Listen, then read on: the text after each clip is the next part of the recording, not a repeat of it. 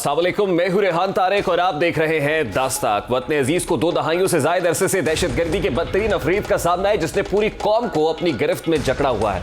16 दिसंबर 2014 के बदतरीन सानह पेशावर की गूंज अब भी ताज़ा है और कौम इस सदमे से बाहर नहीं निकल पाई थी कि अमन दुश्मन कुव्वतों ने एक बार फिर वतन अजीज को खून में नहलाकर कौम की सफ़ों में मौजूद इत्तेहाद को पारा पारा करने की भरपूर कोशिश शुरू कर दी है। आज मुल्क दुश्मनों ने पेशावर पुलिस लाइन्स की मस्जिद को निशाना बनाया है। ये खुदकुश हमला उस वक्त किया गया जब ज़ोहर की नमाज अदा की जा रही थी और कसीर तादाद में नमाजी मस्जिद में मौजूद थे। खुदकुश हमलावर के बारे में बताया जा रहा है कि वो न सिर्फ खुदकुश मवाद के साथ मस्जिद में मौजूद था बल्कि वो नमाज में शरीक और पहली सफ में खड़ा था।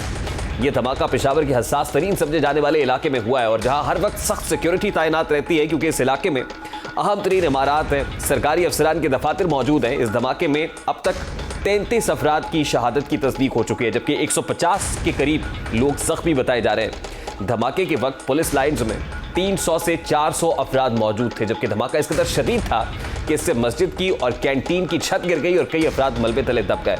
सीसीपी पेशावर ने वाक़े के बाद इलाके का दौरा किया और मीडिया से बात करते हुए धमाके और नुकसानात की इब्तदाई तफसीलात बताते हुए कहा कि धमाके की बू से अंदाजा यही होता है कि हमला खुदकुश था। धमाके में बिल्डिंग को गिराने वाला मवाद इस्तेमाल किया गया और इसमें कुछ के थाने के अंदर हमला सिक्योरिटी की नाकामी है। वज़ीर आज़म शहबाज शरीफ और chief of the army staff भी मौके पर पहुंचे। वज़ीर आज़म शहबाज शरीफ ने पुलिस लाइन्स पेशावर की मस्जिद में खुशकुश धमाके की शदीद मजम्मत करते हुए कहा कि अल्लाह ताला की हुजूर सरपर सुजूद मुसलमानों का बहीमाना कत्ल कुरान की तालीमात की मुनाफी है। अल्लाह के घर को निशाना बनाना सबूत है कि हमला आवरों का इस्लाम से कोई ताल्लुक नहीं है। अपने बयान के बाद वज़ीर आज़म शहबाज शरीफ हंगामी तौर पर पेशावर रवाना हुए जहां उन्होंने सानह पेशावर के अफसोसनाक वाक़े के बाद हंगामी इजलास और तमाम मुतल्लिका इदारों के हुकाम को तलब किया जिसमें वो IG खैबर पख्तूनख्वा पर बरहम दिखाई दिए। उन्होंने IG से इस्तफसार किया कि जब पुलिस लाइन्स में दाखिल होने का एक ही दरवाज़ा है तो खुदकुश हमलावर गेट से कैसे अंदर दाखिल हुआ, जिस पर IG ने वज़ीर आज़म को जवाब दिया कि पुलिस लाइन्स में फैमिली क्वार्टर्स भी हैं, हो सकता है हमलावर पहले से ही अंदर हो। वज़ीर आज़म शहबाज शरीफ और आर्मी चीफ आसिम मुनीर ने लेडी रेटिंग अस्पताल का दौरा भी किया और पेशावर पुलिस लाइन्स धमाके में जख्मी अफराद की अयादत की। इस धमाके के बाद शहर भर के अस्पतालों में इमरजेंसी नाफिज कर दी गई है। आवाम से खून की एहतियात देने की अपील की गई। गवर्नर KP के हाजी गुलाम अली धमाके की मजम्मत करते हुए कहा कि इमदादी काम जारी है, मेरी खासकर पेशावर के आवाम से अपील है कि अस्पताल में जाकर खून का एहतियात दें। लेकिन इंतहाई अफसोस से कहना पड़ता है कि अभी तक 28 हमारे जवान जो है ये शहीद हो चुके हैं और इसी तरह तकरीबन 150 के लगभग जख्मी है। मेरी एक ही अपील है खासकर पेशावर शहर के अवाम से जिसका खून O नेगेटिव है, अगर वो मेहरबानी करके हॉस्पिटल में जाकर हम NRH हॉस्पिटल में जाकर अपना O नेगेटिव खून का अतिया दें। वज़ीर ख़ारजा बिलावल भुट्टो और साबिक़ सदर आसिफ अली ज़रदारी, निगरां वज़ीर आला खैबर पख्तूनख्वा मोहम्मद आज़म खान, वज़ीर आला सिंध सैयद मुराद अली शाह, PDM सरबराह मौलाना फजलुर रहमान, अमीर जमात इस्लामी सिराजुल हक, साबिक़ वज़ीर आज़म इमरान खान समेत तमाम सियासी क़यादत की जानिब से इस हमले की मजम्मत की गई और सूबे में अमन व अमान के हवाले से बिगड़ते हुए हालात पर तशवीश का इजहार किया जा रहा है।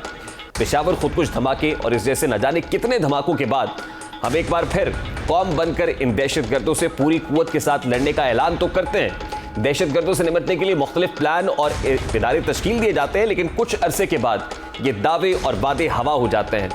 सारे IPS के बाद भी हमने एक कौम बनने का फैसला किया, ज़र्ब-ए-अज़्म के नाम से ऑपरेशन शुरू किया जिस पर मुकम्मल अमल पैरा होकर हमने काफ़ी हद तक दहशतगर्दी से निजात हासिल की। नेशनल एक्शन प्लान के तहत कुछ निकात और इदारे कायम किए गए जिन पर हमें मुकम्मल अमल करना था लेकिन वो प्लान और इदारे आज किधर हैं किसी को कुछ मालूम नहीं है। नेशनल एक्शन प्लान के तहत दहशतगर्दी से निपटने के कौमी इदारे नेक्टा को मजबूत, फाल और खुद मुख्तार बनाना था ताकि वो दहशतगर्दी के खतरात से निपटने के लिए सूबों के साथ राब्ते रखे और पॉलिसी सतह पर गाइडलाइंस फराहम कर सके।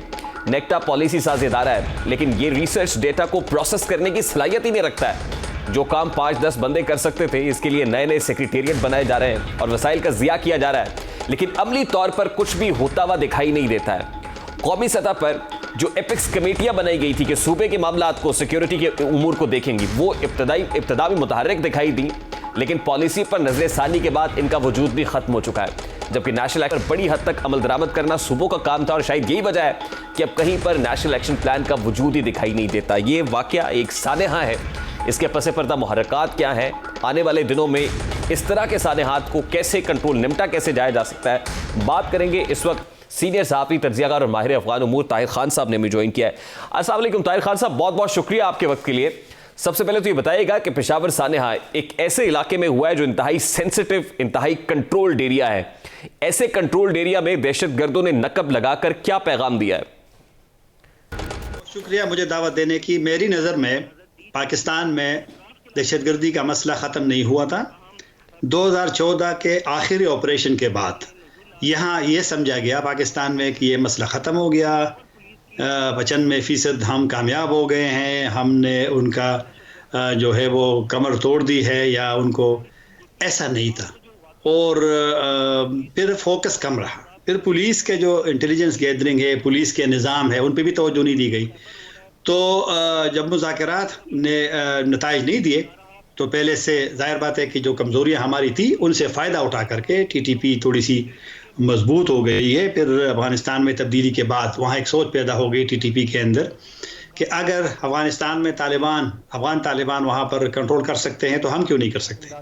तो अब हमारे लिए एक चैलेंज तो है पाकिस्तान के लिए। फिर पॉलिटिकल जो यहाँ इंस्टेबिलिटी रही और इल्ज़ामात, मरकज़ खैबर पख्तूनख्वा पे इल्ज़ाम लगाना, खैबर पख्तूनख्वा का मरकज़ पे इल्ज़ाम लगाना। फिर इमरान खान साहब का ये बयान ज़रा थोड़ा सा उसको अच्छा नहीं समझा गया कि जी खैबर पख्तूनख्वा की पुलिस जो है मुकाबला नहीं कर सकती उनके पास, यानी क्योंकि साइकोलॉजिकली पुलिस को और हर इदारे को एक वो होना चाहिए, एक इनकरेज होना चाहिए उसको। तो इन चीज़ों को मिला करके अब मेरे ख्याल में TTP कलदम की स्ट्रेटजी वो मसाइल पैदा हुई। और आज देखें ना किस तरीके से, और ये खुदकुश हमला आसान नहीं होता, रेकी करना पड़ता है, फिर बम बनाना पड़ता है। जी, मैं इसी तरफ आना चाह रहा था। देखिए क्या हुआ, कैसे हुआ, इसके पसे पर्दा मुहर्रकात क्या है, इस पर तो बात करते हैं। लेकिन एक रोज पहले भी हम प्रोग्राम में बात कर रहे थे कि फिदायीन तालिबान की जानिब से भेजे गए हैं, ऐसी इत्तलात मौजूद थी। और फिदायीन आपको पता है कि स्पेशलाइज्ड किस्म की ट्रेनिंग होती है उनकी। क्या अब ये उसी का शाखसाना है या वो इत्तलात जो है अब सच साबित हो रही हैं कि ऐसा हुआ है और लोग एंटर किए हैं अफगानिस्तान के रास्ते पाकिस्तान में, और खतरा आने वाले दिनों में मजीद बढ़ जाएगा?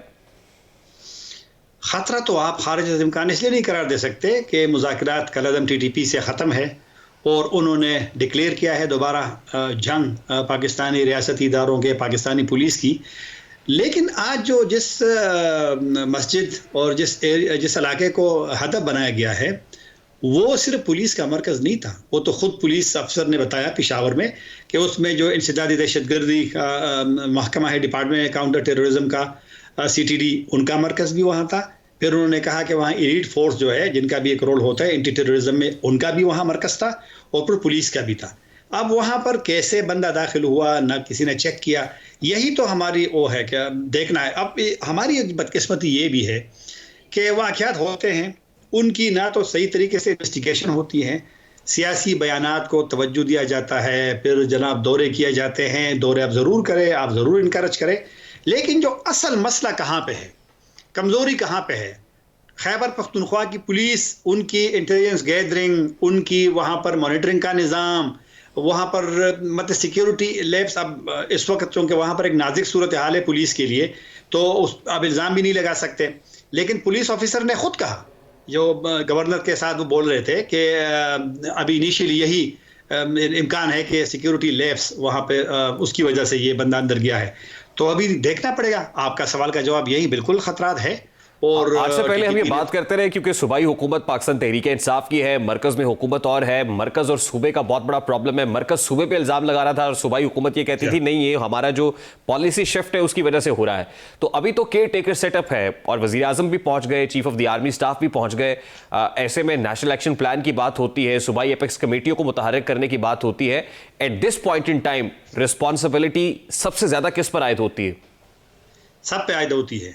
आप एक दिलचस्प, आप ज़रा थोड़ा सा इस पर पूछे ना ऑफिशियल से कि जब नेशनल सिक्योरिटी कमेटी का इजलास तकरीबन महीने या 1.5 महीने पहले हुआ था, 2 दिन का, जुमे वाले दिन और फिर पीर वाले दिन, उसके बाद क्या हुआ है, जितने उसमें फैसले हुए थे उसके बाद पूछ ले किसी भी बंदे से, वज़ीर इत्तलाआत साहिबा से पूछें जो बहुत ज़्यादा बोलती है मीडिया के साथ, और वहाँ पर कुछ वज़ीर साहिबान भी थे, कि उन फैसलों का क्या हुआ, जितने भी उनमें फैसले हुए थे उनमें से एक पे अमल हुआ है। यही मसला है।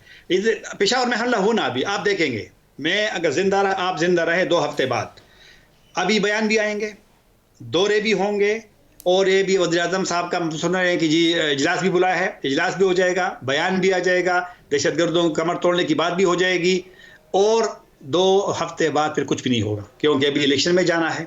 अभी फिर सियासी इल्ज़ाम लगेगा ये जो सबकी जिम्मेदारी है, सबकी जिनका भी रोल है सिक्योरिटी मेंटेन करने में, तो वो एक लिहाज से नाकाम है।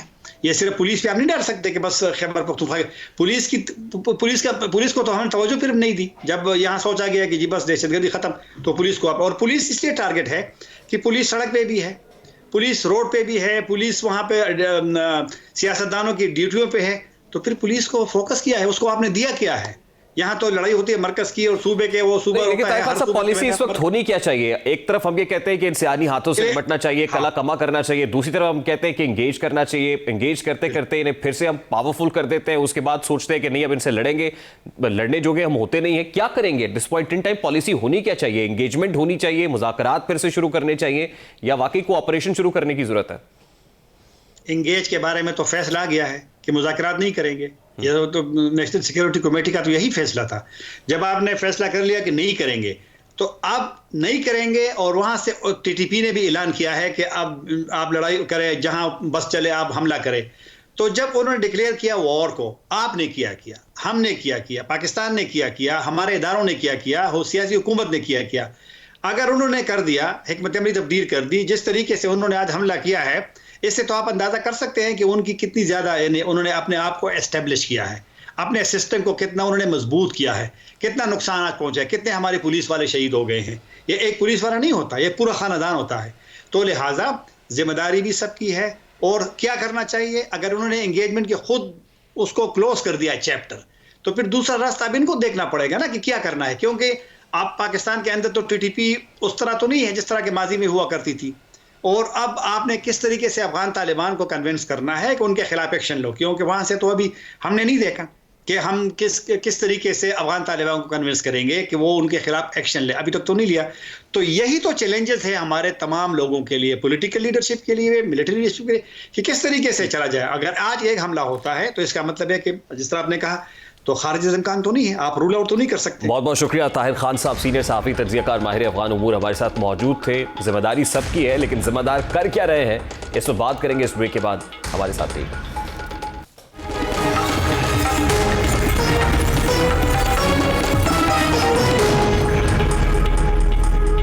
इस वक्त वज़ीर आज़म के मुआविन खुसूसी और पाकिस्तान पीपल्स पार्टी के मरकज़ी रहनुमा क़मर ज़मान कायरा साहब हमारे साथ मौजूद हैं। अस्सलाम वालेकुम कायरा साहब, बहुत बहुत शुक्रिया आपके वक्त के लिए।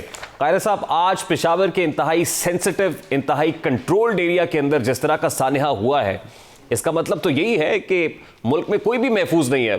देखिए, पहली बात तो यह है कि इंतहाई अंदोखनाक, इंतहाई तकलीफ दे सानिहा है और यकीनन एक सेंसिटिव इलाके में हुआ ये वाकया, ये हादसा, ये जो सानिहा किया गया है, जो हमला किया गया है, इसने बहुत सारे सवाल खड़े कर दिए हैं। लेकिन एक बात ये भी है कि मुल्क के किसी भी हिस्से में मुकम्मल तौर पे एक एक गाड़ी, एक एक शख्स को चेक करके उसको मुकम्मल तलाशी लेके गुजारना शायद ये मुमकिन नहीं है।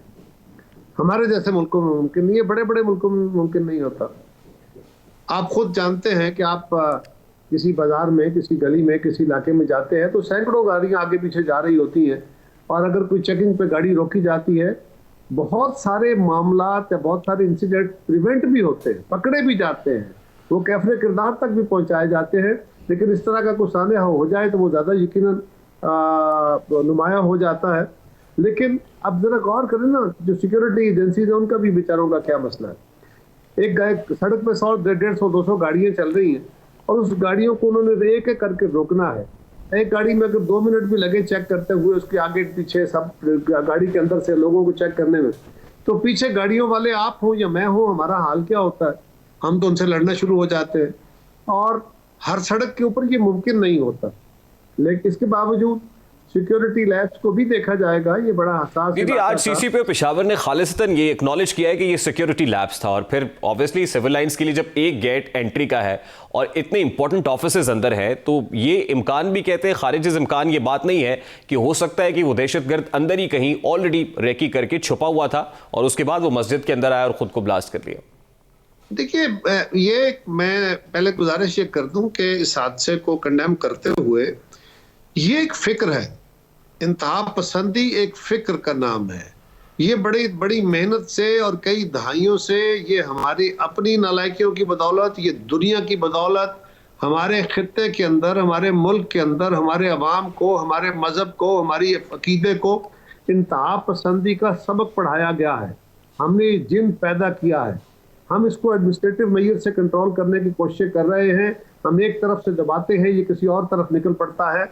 हमें जब तक उस फिक्र जिसके नतीजे में ये पैदा हुआ उसका मुकाबला करने को तैयार नहीं है, ना हमारे मजहबी तबकात उसको सामना करने को तैयार है, ना हुकूमतें उसका तैयार है, ना हमारे इदारे इसके लिए तैयार है, ना हमारी अदलिया इसके लिए तैयार है। हर बंदा अपना एक आर्गूमेंट देता है।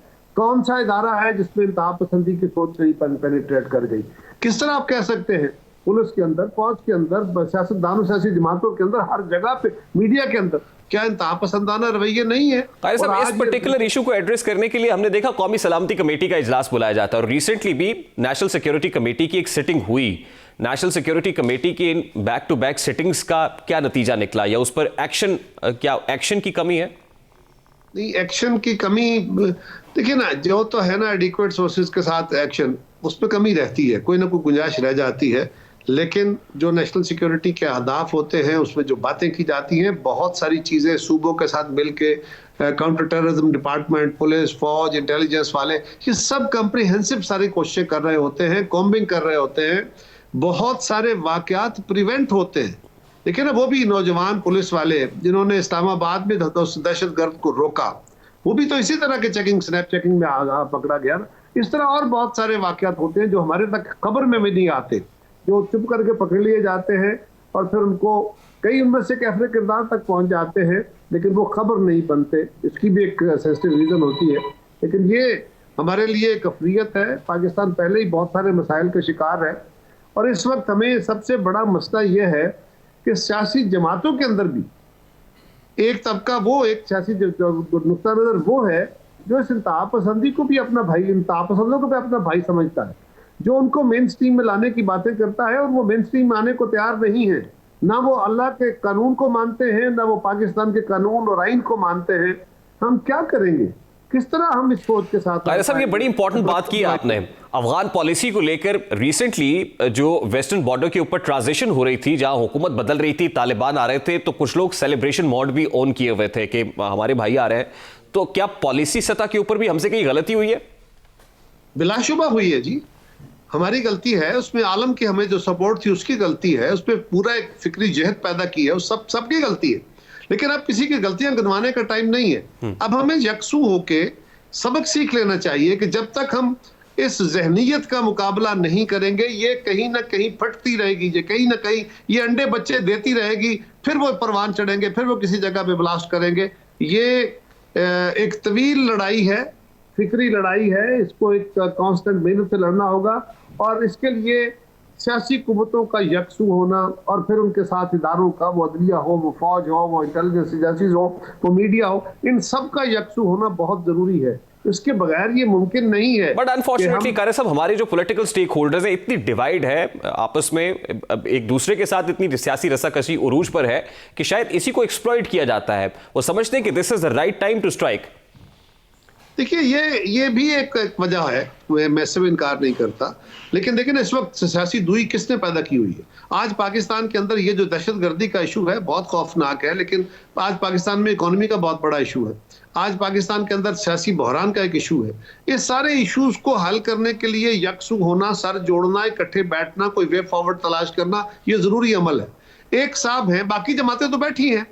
हम जो भी फैसला कर रहे हैं वो कितना इफेक्टिव हो रहा है, कितना नहीं हो रहा, कितनी आवाम की ख्वाहिशें पूरी होती है, कितनी नहीं होती, लेकिन हम कोशिश तो इकट्ठे बैठ के कर रहे हैं। एक साहब हैं जो किसी दूसरे के साथ, किसी भी दूसरे के साथ बैठने को तैयार नहीं है, यानी ना वो सियासी जमातों के साथ कोई राब्ता करने को तैयार है, ना वो फौज के साथ, आज जो न्यूट्रल उनको रहे तो तब उनके साथ तैयार है, ना वो न्यूट्रल इलेक्शन कमीशन के साथ तैयार है, वो किसी के साथ।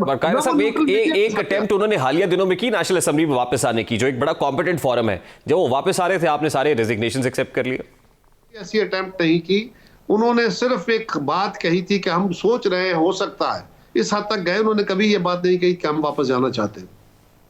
ऑब्वियसली जब वो वापस आने के लिए कर रहे थे कि लीडर ऑफ द ऑपोजिशन की बात करें, चेयरमैन पब्लिक अकाउंट्स कमेटी की बात करें, और बाकी किसके जो साथ करें? अपने घर बैठ के करें। उन्होंने एक वफ्द भेजा था स्पीकर कौमी असेंबली के पास। देखिए, उस वक्त तक सूबाई असेंबलियां वो तोड़ चुके थे, वो जो बुलेट उन्होंने फायर करनी थी वो कर चुके थे। उसके बाद उनके पास ये जवाब खत्म हो गया था। उसके बाद उनकी ये बातें सुनना और मानना मुनासिब नहीं रह गया था हमारे लिए। लेकिन किसी एक नुक्ते पर तो इत्तेफाक करना पड़ेगा सर, कहीं ना कहीं तो बैठना पड़ेगा फिर। हमें तो कभी इनकार नहीं है। कौन है जो नुक्ते पे बैठने को तैयार नहीं? कौन है? कौन है जो कहता है मैं किसी से हाथ नहीं मिलाऊंगा? कौन है जो कहता है मैं ही अक्लमंद हूँ? कौन है जो कहता है मैं ही सारी दुनिया को बेहतर समझता हूँ? कौन है जो कहता है मैं ही दयानतदार हूँ? कौन है जो कहता है कि मैं ही अकले कुल हूँ? और है कोई सियासतदान? सिर्फ एक है। तो कायरा साहब, अगर पॉलिटिकल स्टेक होल्डर्स तैयार नहीं होंगे तो क्या वाकई एस्टैब्लिशमेंट मैं यहाँ प्ले करना पड़ेगा फिर? मैं आपको रोकूंगा। कौन से पॉलिटिकल स्टेक होल्डर तैयार नहीं है? एक पॉलिटिकल स्टेक होल्डर तैयार नहीं है। उसको आइसोलेट करें। अगर मैं हूं, पीपल्स पार्टी मुझे कहें, अगर मुस्लिम लीग है उन्हें कहें, मौलाना है उन्हें कहें, अगर इमरान खान है तो फिर सबको क्लब करके उसके साथ क्यों जोड़ देते हैं? वो कहते हैं हम बैठने के लिए तैयार है, इलेक्शंस की तारीख दें। कौन कहता है? किसने कहा? कहा है इमरान ने? इमरान खान साहब ने 12 आ गया इलेक्शंस की तारीख दे, हम बैठ जाते हैं। कब कहा? कब कहा? 12 कहा है सर, शॉर्ट्स प्ले कर सकते हैं, मतलब वो अपनी तकारीर में कहते हैं कि हम बैठ सकते हैं। मैं आई विल वेलकम दिस। उनका मुझे आप गलत साबित कीजिए। इमरान खान का कोई एक स्टेटमेंट के मैं हुकूमत या अपोजिशन के साथ बैठ के बात करने को तैयार हूं। उन्होंने हमेशा कहा कि पहले इलेक्शन की डेट। जी यही मैं कह रहा हूं, मशरूत मुज़ाकरात की बात करते हैं। ये तो शराइत है, इसमें बहुत बातें हो चुकी। शर्तों के साथ तो बातें नहीं होती, ये तो शराइत है ना। यानी पहले आप अंगूठे किसी की इशारे पर आके कहे कि बात करो, ऐसे नहीं होता। दुनिया में कभी ऐसे डायलॉग नहीं हुए। हाँ, हम कहते थे कि मुतालबा रखें, शर्तें ना रखें। मुतालबा रख के बात करें। वो तो अपनी जगह से बार बार फिसलते रहे, अपनी पोजीशन चेंज करते रहे इमरान खान। कायरा साहब, इस वक्त पॉलिटिकल इंस्टेबिलिटी है, इसमें कोई दो राय नहीं है। इकोनॉमिक इंस्टेबिलिटी है, लोग परेशान है, इसमें कोई दो राय नहीं है। आज एक इतना बड़ा सानेहा हो गया, सिक्योरिटी इश्यूज भी हैं। अब तो ये सारा का सारा जो मेस है, अब ये कौन इकट्ठा करेगा? अब हुकूमत से नहीं हो रहा तो क्या एस्टैब्लिशमेंट को फिर इंटरवीन करना पड़ेगा? मेरे भाई, हुकूमत अपने तय कोशिश कर रही है। लॉ एंड ऑर्डर की सूरत हाल में हुकूमत मरकजी भी काम करती है, सूबाई हुकूमतें भी काम करती हैं, इंटेलिजेंस भी काम करती है, सब मिलकर काम करते। लेकिन ये जो अफरियत है इंतहा पसंदी का, ये सूबाई मरकजी हुकूमतों से या एजेंसियों के साइज से बड़ा है। इसमें किसके अंदर तो सारी सोसाइटी को शामिल होना होगा।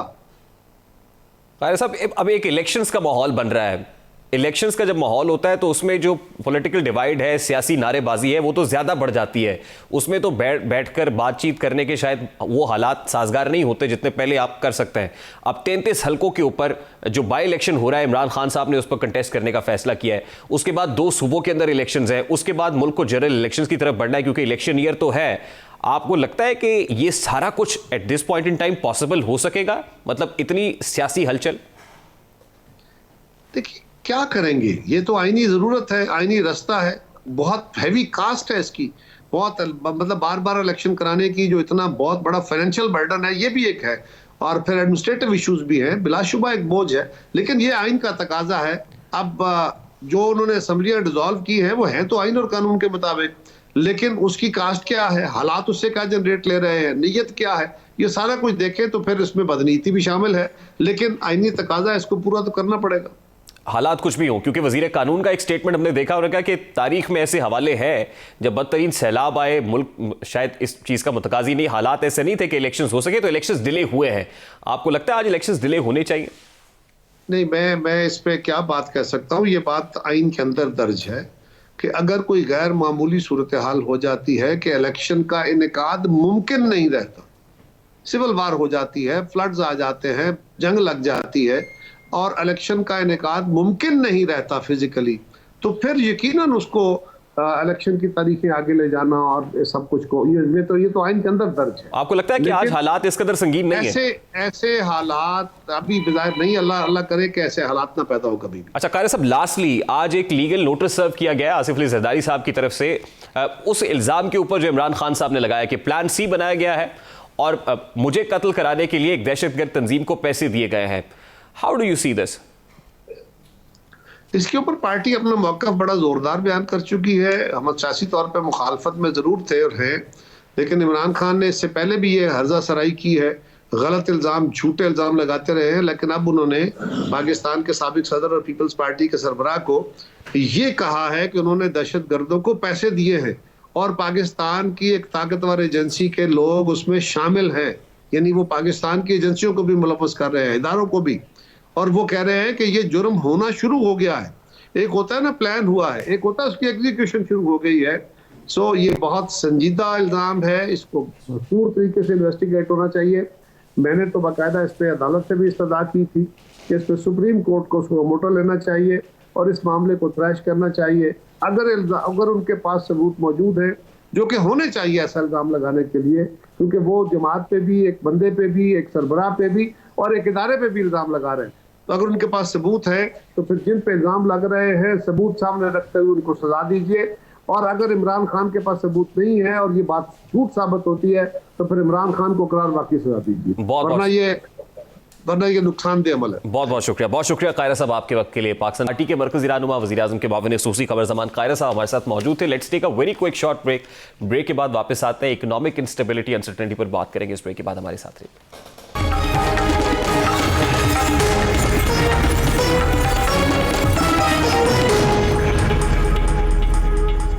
Welcome back. बदकिस्मती से आज हमारी मईशत उस जगह पहुंची है कि समझ नहीं आता कि इसका इल्ज़ाम किसके सर धरना है। 2019 से हम IMF प्रोग्राम में हैं। तब की हुकूमत भी यही दावा करती थी कि पिछली हुकूमत मईशत के साथ जो सलूक करके गई है, IMF में जाना मजबूरी है, महंगाई मजबूरी है। वहीं पिछली हुकूमत बेतहाशा इत्तेहादियों के बाद वापस आई तो वही गर्दान की कि IMF मजबूरी है, महंगाई मजबूरी है। लेकिन पिछले 4 साल की दोनों हुकूमतों ने IMF को विलन के तौर पर लिया और अपनी सियासत बचाने के लिए मईशत को दांव पर लगा दिया। जो इसहाक डार इस बात पर मोतरज़ हुआ करते थे कि मिफ्ताह इस्माइल पेट्रोल की कीमतों में बड़ा इजाफा क्यों करते हैं, उन्होंने अब खुद भी पेट्रोल की कीमतों में 35 रुपये फी लीटर इजाफा कर दिया है। हुकूमत अभी ये दावे कर रही थी कि वो IMF के साथ मुआहदा तय करने के लिए मुश्किल फैसले करेगी और आम आदमी को गैर ज़रूरी बोझ से बचाया जाएगा। एंड उसी लम्हे वफाकी हुकूमत की नाक के नीचे दारुल हुकूमत इस्लामाबाद में पेट्रोल पंप्स पर लंबी लंबी कतारें बनना शुरू हो गई। वो इसहाक डार जो डॉलर को काबू रखने में माहिर थे, जिनकी धमकियों से डॉलर सहम जाया करते थे, आज अपने सामने डॉलर को नाचते हुए देख रहा है। लेकिन डार साहब अब भी बज़िद हैं कि वो मईशत को बेहतरीन अंदाज में चला रहे हैं, जिसकी वजह से उन्होंने इमरान खान साहब को मईशत में मुनाजरे का चैलेंज कर दिया। लाइव मुज़ाकरा कर लें, ले आए अपने सारे नंबर, इकोनॉमिक सर्वे भी रख लें, स्टेट बैंक के डॉक्यूमेंट्स भी रख लें, बहस कर लेते हैं। लेकिन आवाम को गुमराह मत करें। ये आके जनरल लेक्चर ना दे कौम को। आपको माफी मांगनी चाहिए। इस मुल्क की तबाही आप जिम्मेदार है, आपकी हुकूमत जिम्मेदार है। अब खान साहब को तो शायद मईशत की इतनी समझ नहीं है, क्योंकि उनको तो खुद डॉलर का बीवी से और पेट्रोल का टीवी से पता चलता था। लेकिन उनके तीसरे मुशीर खजाना शौकत तरीन साहब ने इसहाक डार के मनाजरे का चैलेंज कबूल कर लिया। अब समझ से बालातर है कि आवाम आपकी हार जीत पर तालियां बजाए या अपनी हालत ज़ार का मातम करें। बेरोजगारी, महंगाई की वजह से जिन घरों के चूल्हे बुझ गए हैं, उनको आप नंबर के गोरख धंधों से क्या समझाएंगे। आपको तो हल निकालने की जिम्मेदारी मिली थी, ना कि मनाजरे करने के लिए। सवाल यह है कि हल किसके पास है। मौजूदा हुकूमत मईशत और मुल्क को अल्लाह के हवाले करके सियासत पर तवज्जो दे रही है। खान साहब भी कह चुके हैं कि IMF के पास जाने के अलावा कोई अवाम महंगाई के लिए तैयार हो जाए। मैं आपको सिर्फ ये कहना चाहता हूँ कि मुश्किलात आएंगी। अब तैयारी कर ले मेरी कौम कि महंगाई आने वाली है। एक अभी जो महंगाई है, इससे ज़्यादा महंगाई आने वाली है, क्योंकि हमारे पास कोई अब दूसरा रास्ता नहीं है IMF के प्रोग्राम के बगैर। अगर हम IMF का प्रोग्राम में नहीं जाते तो हम डिफ़ॉल्ट कर जाएंगे, जिससे और ज़्यादा मज़ीद मुश्किलात होंगी, जो कि हम इस प्रोग्राम में जब जाएंगे तो हमारे पास आएंगे। अब हकीकत यह है कि 31 जनवरी से हुकूमत के आलमी मालियाती फ़ंड के साथ मुज़ाकरात होने जा रहे हैं। IMF मानेगा या नहीं मानेगा, मज़ीद क्या शराइत होंगी, ये आने वाले दिनों में पता चलेगा। दिलचस्प बात यह है कि मुल्की मईशत को संभाला देने के लिए कौमी किफ़ायत शारी कमेटी भी मुख्तलिफ तजावीज़ पर गौर कर रही है, जिनमें सरकारी मुलाजमीन की तनख्वाहों में 10% कमी, वजारतों के अखराजात में 15% कमी, वफाकी वज़रा वज़ीर ममलिकत मुशीरों की तादाद 78 से कम करके सिर्फ 30 करना शामिल है, जबकि बाकी वज़रा और मुशीर बिला मुआवजा काम करेंगे और कौमी खजाने से किसी किस्म के वसाइल से मुस्तफ़ीद नहीं होंगे। मगर यहाँ भी लतीफ़ा यह है कि हुकूमत एक जानिब किफ़ायत शारी के नाम पर सिफारिशात को हतमी शक्ल देने का काम कर रही है और दूसरी जानिब हुकूमत ने तरक्याती अहदाफ के हुसूल के प्रोग्राम में 3 अरब रुपए का इजाफा किया है और सवाबदीदी फंड्स को 86 अरब रुपए से बढ़ाकर 89 अरब रुपए कर दिया है, जो पार्लियामेंटेरियंस के जरिए इस्तेमाल किए जाएंगे। इससे आपको हुकूमत की संजीदगी का अंदाजा हो सकता है। अब सवाल यह है कि डॉलर जो अपनी मझधार में है, कहां जाकर रुकेगा, महंगाई आवाम का क्या हशर करेगी, ये तो आने वाले दिनों में पता चलेगा। इस वक्त IMF को राम करना, IMF के साथ डील को मैच्योर करना और उसके बाद दोस्त ममालिक से पैसे लेना, ये बड़ा इंपॉर्टेंट है, क्योंकि जब तक हम फॉरेन एक्सचेंज रिजर्व्स को संभाला नहीं देंगे, तब तक हमारी मईशत संभलने की नहीं है। प्रोग्राम में वक्त अपने इख्तिताम को पहुंचे। आपसे मुलाकात होगी इंशाअल्लाह। अपना रखिए ख्याल। अल्लाह हाफ़िज़।